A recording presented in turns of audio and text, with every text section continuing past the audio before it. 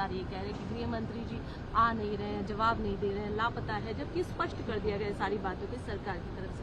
आप क्या कुछ कहेंगे इस विषय में? देखिए, सबसे पहले तो लापता, भाग गए, भगोड़े हैं, इस प्रकार की भाषा भारत की सार्वजनिक जीवन में और संसदीय जीवन में अभी अभी सुनाई पड़ती है। जब से संसद सत्र शुरू हुआ तब से लगातार मैं संसद में आता हूं, मेरी चैम्बर में बैठा हूं। चूंकि संसद भवन के अंदर विपक्ष संसद को चलने ही नहीं दे रहा है, दोनों गृहों में, तो कोई जाकर क्या करेगा। जहां तक चर्चा का सवाल है, सरकार की ओर से किरण रिजिजू जी ने, जो हमारे पार्लियामेंट्री अफेयर्स मिनिस्टर है, उन्होंने बहुत स्पष्ट कर दिया है कि जो नीट आंदोलन के छात्र प्रदर्शन पर सभी प्रकार की चर्चा करने के लिए सरकार तैयार है और चर्चा के लिए समय सुनिश्चित किया जाए और विपक्ष तैयार हो जाए। पहले तो ये यही मांग कर रहे थे, हमने हाँ बोल दिया। मेरी ओर से भी मैंने कह दिया है कि मैं किसी भी सवाल का जवाब देने के लिए संसद में तैयार हूं, मगर वो चर्चा ही नहीं होने देना चाहते।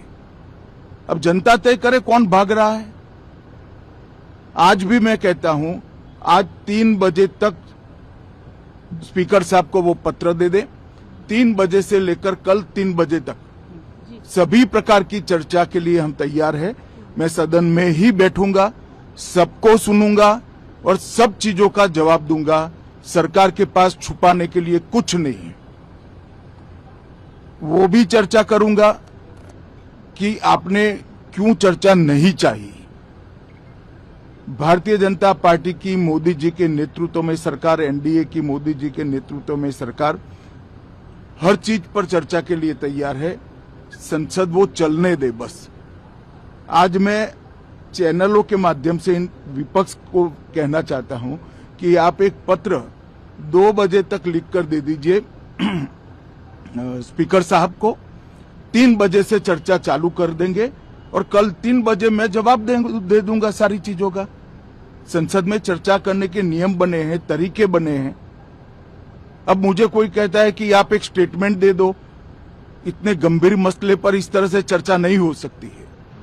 शायद आपके पद्धति में होगा, मगर संसदीय पद्धति ये नहीं है।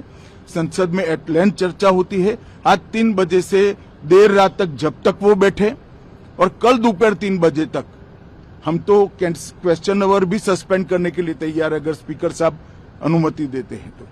कल 3 बजे तक मैं चर्चा के लिए तैयार हूं। मैं खुद बैठूंगा